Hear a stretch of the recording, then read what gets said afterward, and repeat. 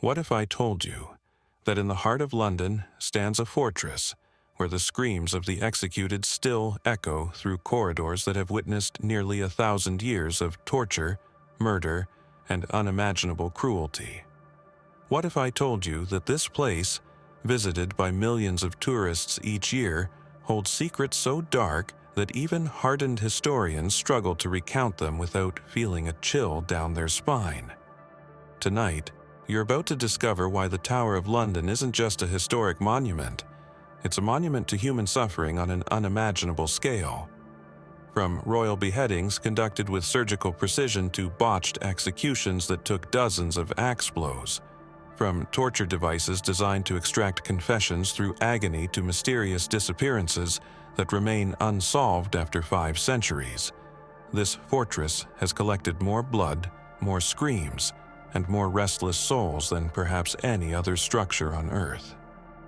Before we step through these blood-soaked gates together, I need you to do something right now. Hit that subscribe button, because what you're about to experience is unlike any history lesson you've ever encountered. This isn't sanitized textbook material. This is the raw, unfiltered truth about humanity's capacity for cruelty. And here's why you need to subscribe. While other channels give you surface-level ghost stories, we dive deep into documented historical horrors that are far more terrifying than any fiction. We bring you the real stories, backed by historical evidence, that will change how you see the past forever. So, turn off the lights, because we're about to enter the Tower of London, where kings ordered the deaths of wives, where children vanished without a trace, and where the very stones seem to remember every drop of blood that was spilled upon them. This is the complete, uncensored history of Britain's most terrifying landmark. Our story begins in 1078, when William the Conqueror ordered the construction of what would become known as the White Tower. But even from its very foundation, this fortress seemed destined for darkness.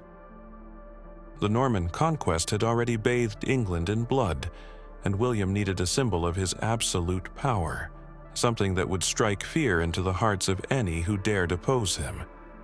He chose a site on the Thames that had been sacred to the Romans, a place where executions had already taken place for over a millennium. The construction itself was built on suffering. Thousands of Saxon laborers were forced to work under brutal conditions, many dying from exhaustion, accidents, and the harsh treatment by their Norman overseers. Historical records from the period, though incomplete, suggest that the foundation stones were quite literally laid with the blood and bones of the conquered. This wasn't unusual for Norman construction projects. William's castles across England were symbols of domination, built to remind the English people of their defeat. The White Tower rose 90 feet into the London sky, its walls 15 feet thick, designed not just as a fortress, but as a statement. This is what happens to those who defy the crown. The very architecture spoke of imprisonment and death. The narrow windows were more like slits, designed to keep prisoners in eternal twilight. The spiral staircases were built clockwise to give defenders the advantage in sword fights, but they would later serve another purpose, making it nearly impossible for condemned prisoners to escape their fate. From its earliest days, the tower served multiple functions: royal residence, fortress, armory, treasury, and prison. But it was the prison function that would define its legacy. The tower wasn't just designed to hold criminals, it was designed to break them. The dungeons were deliberately built below the high tide mark of the Thames, meaning they would flood regularly, leaving prisoners standing in freezing, filthy water mixed with sewage and rotting food. This wasn't an oversight in the design, it was intentional psychological warfare. By the 13th century, under King Edward III, the tower had evolved into something far more sinister than even William the Conqueror had envisioned. Edward added new towers, expanded the walls, and most importantly, created specialized chambers designed specifically for torture and execution. The tower became a complex of terror, with each building serving a specific function in the machinery of royal justice, or royal vengeance. The Bloody Tower, despite its ominous name that wouldn't come until much later, was originally built as the Garden Tower. But it was in this tower that some of the most horrific crimes in English history would unfold. The tower contained multiple levels of imprisonment, from relatively comfortable chambers for noble prisoners to the depths of hell in the basement levels. The design was psychological. As prisoners were moved to lower and lower levels, they knew their situation was becoming more desperate. The tower's reputation for horror was carefully cultivated by the crown. Word of the tortures and executions was allowed, even encouraged, to spread throughout the kingdom. This served a dual purpose. It deterred rebellion, and it satisfied the medieval appetite for spectacle. Public executions on Tower Hill drew crowds of thousands, all eager to witness the final moments of those who had dared to cross the monarchy. The tower wasn't just a prison. It was a theater of terror, and every execution was a performance designed to reinforce royal authority. To understand the true horror of the Tower of London, we must examine the instruments of torture that were perfected within its walls. The tower housed one of the most comprehensive collections of torture devices in medieval Europe, each designed to inflict maximum pain while keeping the victim alive long enough to extract confessions or simply to satisfy the sadistic impulses of their captors. The tower housed three primary instruments of terror: the rack, which stretched victims until joints snapped; the scavenger's daughter, which compressed bodies until ribs crushed and blood flowed from every opening; and the manacles, where prisoners hung by their wrists for weeks until their shoulders dislocated and their minds shattered. Each device was engineered for maximum suffering, but it was the psychological warfare that accompanied the physical torture that truly broke these unfortunate souls.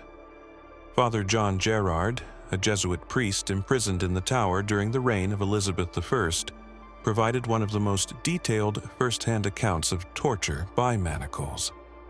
In his secret diary, smuggled out of the tower years later, he wrote, "The pain was so intense that I thought I must die. My shoulders were torn from their sockets, and I could feel the sinews stretching and snapping. But worse than the physical agony was the knowledge that this could continue for weeks, months, until either I confessed to crimes I had not committed or my mind shattered completely." Gerard's account provides chilling insight into the psychological warfare that accompanied physical torture. Public executions on Tower Hill were elaborate theatrical productions, carefully orchestrated to maximize both the suffering of the condemned and the terror of the spectators. The scaffold was built high enough that crowds of up to 20,000 people could witness the proceedings. But not all executions were equal. The manner of death varied dramatically based on the victim's social status, the nature of their crimes, and the particular whims of the reigning monarch. The merciful beheading with the sword, reserved for nobility, was actually a recent innovation imported from France. Anne Boleyn, in 1536, received this supposed mercy. Henry VIII hired a specialist executioner from Calais who could remove a head with a single, precise stroke. But even this merciful death was calculated for maximum psychological impact. Anne was forced to kneel upright, and the executioner deliberately created suspense, walking around her multiple times, testing his sword, before delivering the fatal blow. Witnesses reported that her eyes continued to move for several seconds after decapitation, as if trying to speak. Less fortunate victims faced the axe, wielded by executioners who varied dramatically in skill and sobriety. Margaret Pole, Countess of Salisbury, suffered one of the most botched executions in Tower history in 1541.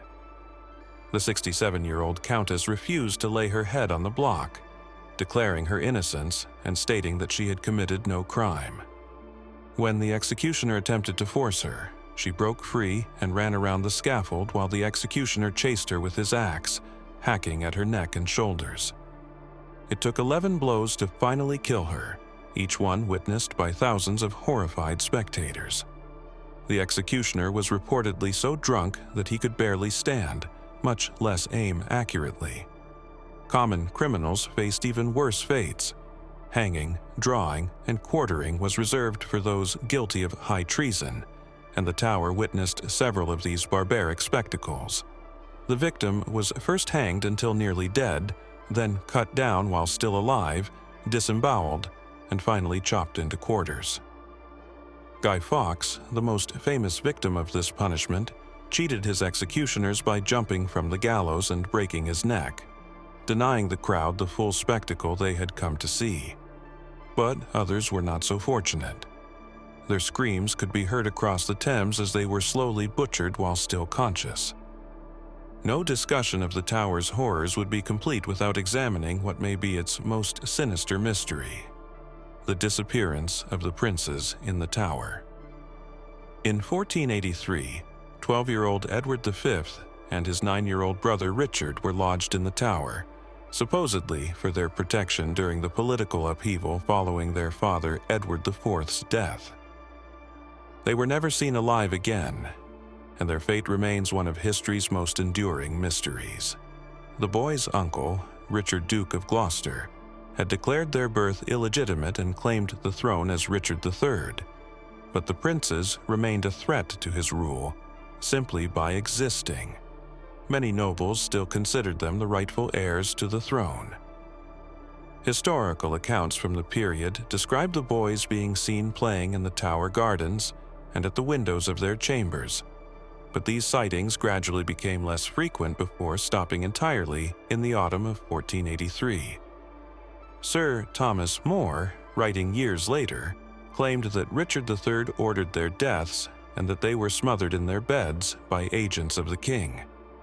More's account describes the murderers creeping into the prince's chamber at midnight, pressing pillows and bedclothes over their faces until they suffocated.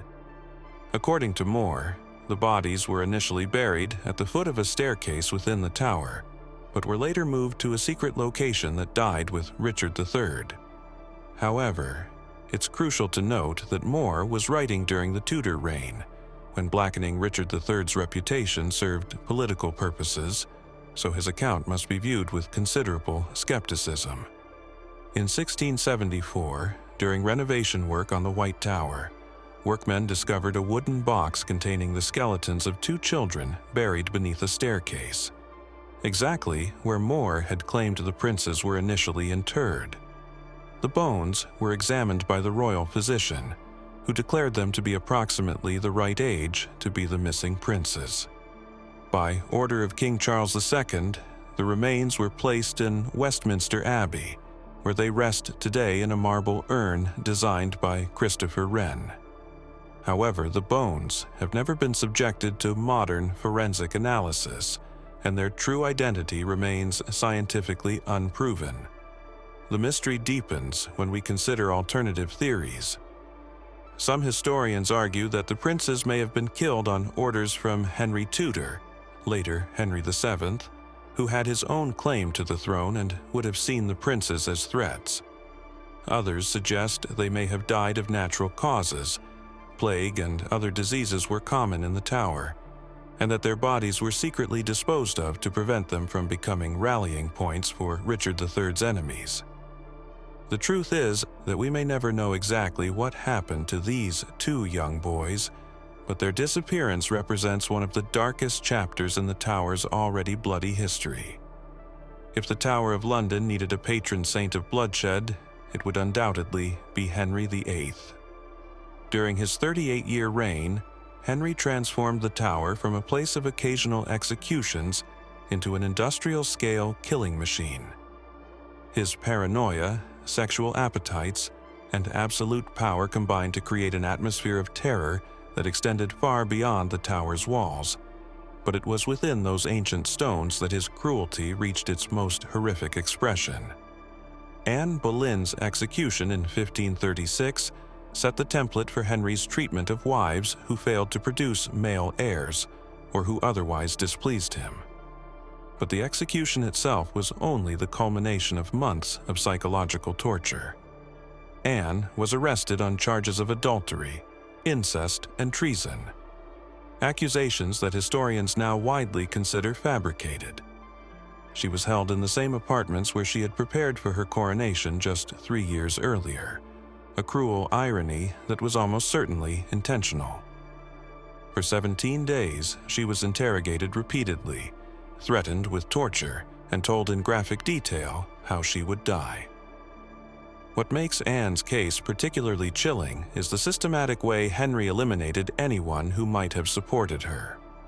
Her alleged lovers were tortured until they confessed to crimes that likely never occurred. Mark Smeaton, a musician, was subjected to such brutal treatment that he not only confessed, but implicated others, creating a web of accusations that ensnared innocent men. Even Anne's own brother, George Boleyn, was executed on the obviously false charge of committing incest with his sister. The speed and thoroughness of the destruction was breathtaking. Within weeks, Henry had wiped out an entire faction of the court. Catherine Howard's fate in 1542 was even more horrific if possible. Henry had been informed of her alleged affairs and premarital relationships, but rather than simply divorcing her, he chose to make an example that would terrorize anyone who might consider crossing him in the future. Catherine was just 19 years old when she was arrested and taken to the Tower. Unlike Anne Boleyn, who maintained her composure and dignity to the end, Catherine was completely broken by her imprisonment. Witnesses reported that she screamed so loudly and continuously that her cries could be heard throughout the Tower complex. She was executed on February 13, 1542, so young and terrified that she had to be helped onto the scaffold. But Henry's bloodlust extended far beyond his wives. Sir Thomas More, once Henry's closest advisor and friend, was imprisoned in the Tower for refusing to acknowledge Henry as head of the Church of England. More spent 15 months in a cramped, cold cell in the Bell Tower, denied books, writing materials, and adequate food. His family was forbidden from visiting him, and he was repeatedly pressured to submit to Henry's will. When More continued to refuse, Henry ordered his execution, personally ensuring that his former friend would suffer the indignity of a traitor's death. Lady Jane Grey, the 9 Days Queen, represents perhaps the most tragic victim of Tudor political machinations. In 1553, at just 16 years old, she was manipulated into claiming the throne by ambitious relatives who saw her as a Protestant alternative to the Catholic Mary Tudor. When Mary successfully claimed her rightful throne, Jane was doomed. She was imprisoned in the Tower for 8 months, during which time she could see the scaffold being constructed outside her window, a deliberate psychological torture designed to break her spirit. On February 12, 1554, she was led to her execution, so young and inexperienced that she needed guidance on how to position herself for the axe. Her final words were a prayer for mercy, not for herself, but for England. The Tower of London became the epicenter of religious persecution that would define English politics for centuries. During the reigns of Henry VIII, Mary I, and Elizabeth I, the Tower's cells filled with priests, bishops, and laypeople whose only crime was worshipping in the wrong way. The systematic torture and execution of religious prisoners transformed the Tower into something resembling a medieval concentration camp, where human beings were destroyed not for their actions, but for their beliefs. The persecution reached its most intense level under Mary I, known to history as Bloody Mary. During her 5-year reign from 1553 to 1558, Mary burned approximately 280 Protestant heretics at the stake, and many of these condemned souls spent their final days in the Tower's dungeons. The process of burning heretics was deliberately designed to be as horrific as possible. Victims were chained to stakes surrounded by green wood that burned slowly, prolonging their agony. Some showed mercy by hanging bags of gunpowder around the necks of the condemned, providing a quicker death when the flames reached them. But this mercy was not always granted. Archbishop Thomas Cranmer, one of the architects of English Protestantism, spent 2 years in the Tower before his execution. During his imprisonment, he was subjected to intense psychological pressure to recant his beliefs. When he finally broke and signed several recantations, his enemies decided to burn him anyway. In his final moments, Cranmer thrust the hand that had signed the recantations into the flames first, crying out, "This unworthy right hand." His courage in death only served to inflame Protestant resistance to Mary's rule. Under Elizabeth I, the persecution reversed but did not diminish in intensity. Catholic priests were subjected to torture that was remarkable for its sophistication and cruelty. Father Edmund Campion, a Jesuit missionary, was repeatedly tortured on the rack until his arms and legs were permanently damaged. When he was finally brought to trial, he could not lift his arms to take the oath because his shoulders had been dislocated so many times. The government's goal was not just to extract information, but to break these men so completely that they would serve as examples to other Catholics of the futility of resistance. The psychological warfare employed against religious prisoners was particularly sophisticated.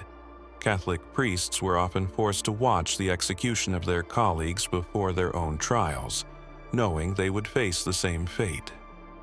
Protestant martyrs under Mary were subjected to mock trials where the outcome was predetermined, designed to break their spirits before they faced the flames. The Tower became a laboratory for testing the limits of human endurance, both physical and spiritual.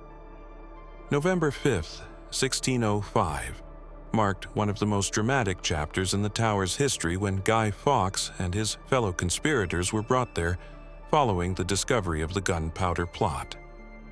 The plan, to blow up Parliament and King James I during the state opening, represented the most audacious act of terrorism in English history. When Fawkes was discovered in the cellar beneath Parliament with 36 barrels of gunpowder, enough to level half of Westminster, he was immediately taken to the Tower for interrogation. King James I personally authorized the use of torture against Fawkes, writing detailed instructions to his interrogators. The gentler tortures are to be first used unto him, and so by degrees proceeding to the worst, and so God speed your good work. This royal warrant for torture still exists in the National Archives, bearing James's own signature.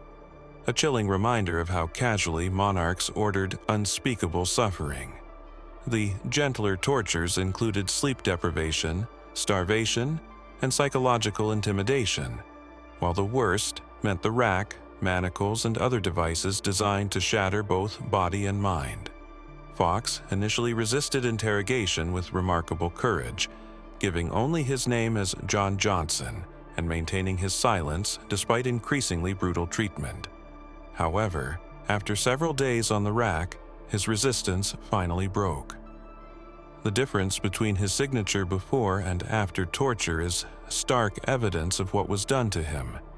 His initial signature is firm and clear, while his final confession is barely legible, written by a man whose hands had been permanently damaged by torture. Yet, even under these conditions, Fawkes attempted to protect his co-conspirators, providing false information and misdirection whenever possible. The other conspirators faced similar treatment when they were captured. Robert Catesby, the plot's mastermind, was killed resisting arrest, but Thomas Percy, Robert and Thomas Winter and others were brought to the Tower and subjected to systematic torture. The government's goal was not just to extract confessions, but to uncover the full extent of Catholic resistance in England. Under torture, the conspirators revealed a network of Catholic sympathizers that extended throughout English society, leading to a wave of persecution that would last for decades. The executions of the gunpowder conspirators in January 1606 were deliberately staged as the most horrific public spectacle possible. They were sentenced to be hanged, drawn, and quartered, a punishment that involved being dragged through the streets tied to a horse partially hanged until nearly dead, disemboweled while still alive, and finally chopped into pieces. Fawkes, weakened by months of torture, attempted to cheat the executioner by jumping from the gallows to break his neck, but his fellow conspirators were not so fortunate. Thomas Winter's screams as he was disemboweled were reportedly heard across London, serving as a gruesome reminder of the price of challenging royal authority. The English Civil War brought a new wave of prisoners to the Tower, but also a change in the nature of the executions carried out there. When King Charles I was executed in 1649, it marked the beginning of a period when the Tower would house not just enemies of the Crown, but enemies of Parliament and the Commonwealth. The building that had served as a symbol of royal power now became a symbol of revolutionary justice, but the screams echoing from its cells remained the same. The Earl of Strafford's execution in 1641 demonstrated that even Parliament could orchestrate judicial murder when it served their political purposes. Thomas Wentworth, Earl of Strafford, had been one of Charles I's most effective ministers, which made him a target for parliamentary opposition. When he was brought to trial, the charges against him were so weak that Parliament had to resort to a Bill of Attainder, essentially a legislative decree of death without proper judicial process. Strafford spent months in the Tower knowing that his fate had been decided not by law, but by political expedience.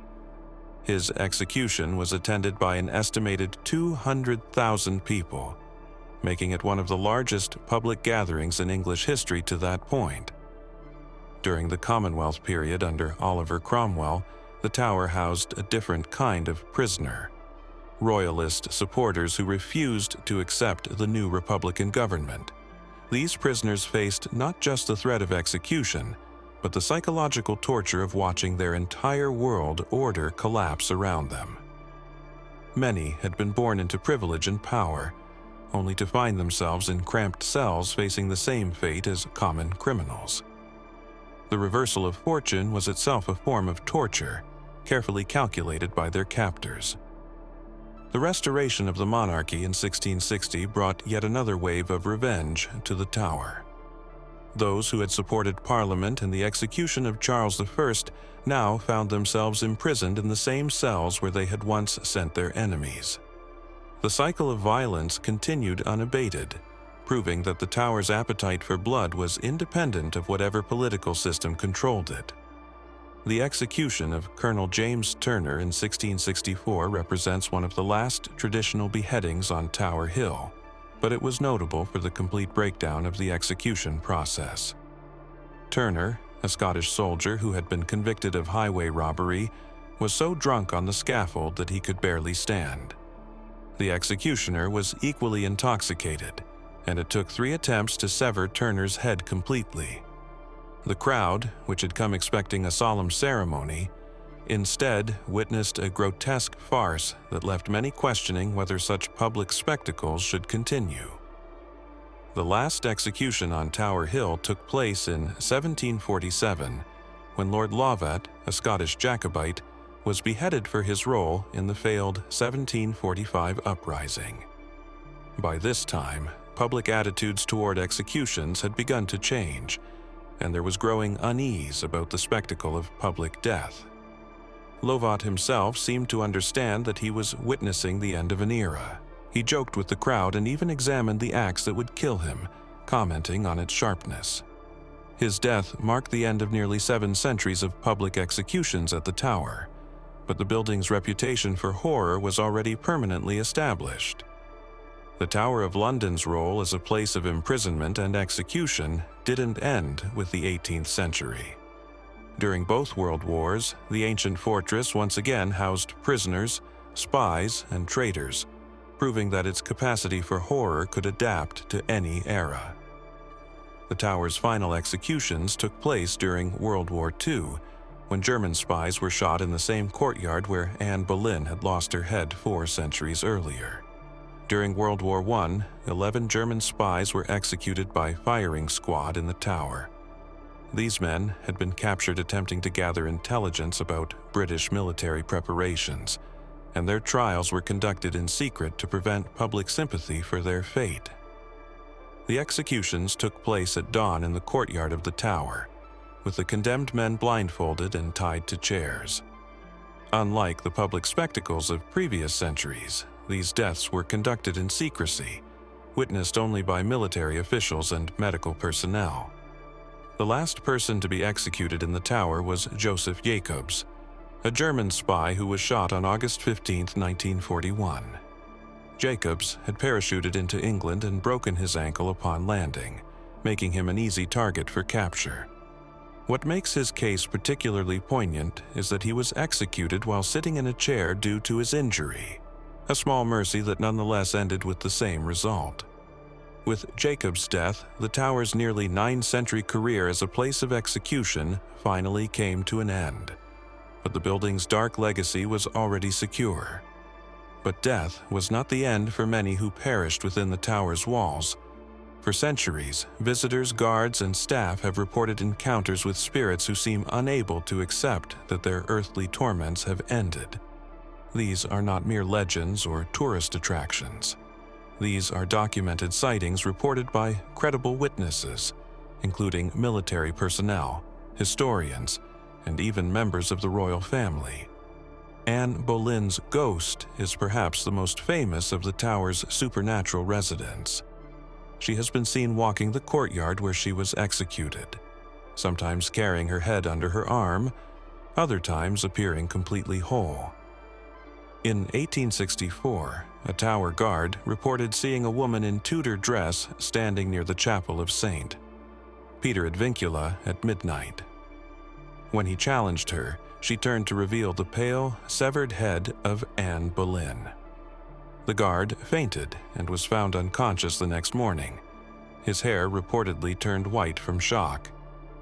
Lady Jane Grey's spirit has been witnessed on multiple occasions, appearing as a young woman in white standing at the window of her former prison in the Bloody Tower. On February 12th each year, the anniversary of her execution, witnesses report seeing her pale figure pressed against the glass, as if still watching for the reprieve that never came. A former yeoman warder described seeing her so clearly that he could make out the tears streaming down her face before she simply vanished.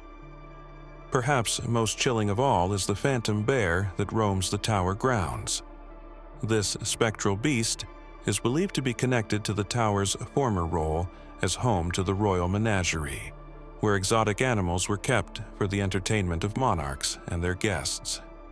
Witnesses describe a massive, shadowy bear that appears near the entrance to the Martin Tower, sometimes accompanied by the sounds of chains dragging across stone. One guard reported that the phantom bear lunged at him, and though he felt no physical contact, he was found the next morning collapsed and unable to speak for several days. The White Lady is another frequently reported apparition, believed by many to be the spirit of a noblewoman who died in the tower centuries ago. She appears most often in the White Tower itself, gliding through walls and locked doors as if they don't exist. Staff members have reported the overwhelming scent of roses accompanying her appearances, a particularly unsettling detail, as roses were often used in medieval times to mask the smell of death and decay. The princes in the tower continue to be seen as well, their young spirits reportedly appearing together on the stairs of the Bloody Tower where their bones were discovered. Witnesses described two small figures in nightgowns, holding hands and looking terrified. These sightings are particularly heartbreaking, as the phantom children seem to be eternally searching for help that will never come. The sanitized historical presentations given to tourists naturally omit the most disturbing details of what occurred within these walls. Visitors are told about the executions of famous figures like Anne Boleyn and Guy Fawkes, but they are not told about the sounds of bones breaking on the rack, the smell of burning flesh during torture sessions, or the psychological warfare employed to break prisoners before they even reached the scaffold. The tower's current incarnation as a family-friendly historical attraction represents one of the most successful examples of historical whitewashing in modern tourism. The ravens that live in the tower today are often presented as charming symbols of British tradition, but their presence serves as an unintentional reminder of the tower's dark past. Ravens are scavengers that feed on carrion, and for centuries they would have been drawn to the tower by the abundance of human remains left after executions and torture sessions. The legend that Britain will fall if the ravens ever leave the tower takes on a more sinister meaning when we consider that these birds have been sustained by human suffering for nearly a millennium. Perhaps most disturbing of all is the realization that the tower's transformation into a tourist attraction represents the final victory of power over its victims. The same building where thousands of people were tortured and murdered now generates millions of pounds in revenue for the British government. The gift shops sell toy axes and plastic crowns to children, while their parents take selfies in locations where real people died in agony. The commercialization of suffering has reached its logical conclusion in the modern Tower of London. As our journey through the Tower of London's blood-soaked history comes to an end, we must confront an uncomfortable truth. This building stands as a monument to humanity's capacity for cruelty, but also to our ability to forget, sanitize, and commercialize even the darkest chapters of our past. For nearly 1,000 years, the tower has witnessed torture, murder, and suffering on a scale that defies comprehension. Yet today, it is marketed as a charming piece of British heritage. The Tower of London teaches us that evil is not abstract. It is concrete, built into the very stones and mortar of human civilization. Every society has its towers, places where power exercises itself through violence and terror. The specific tortures may change, the political systems may evolve, but the fundamental human capacity for inflicting suffering on others remains constant across centuries and cultures. But perhaps the most chilling lesson of the tower is how easily we can transform sites of unimaginable horror into pleasant tourist destinations. The same human capacity for compartmentalization that allowed medieval crowds to cheer at public executions now allows modern families to pose for photos where those executions took place. We have not transcended our violent past. We have simply learned to package it more palatably.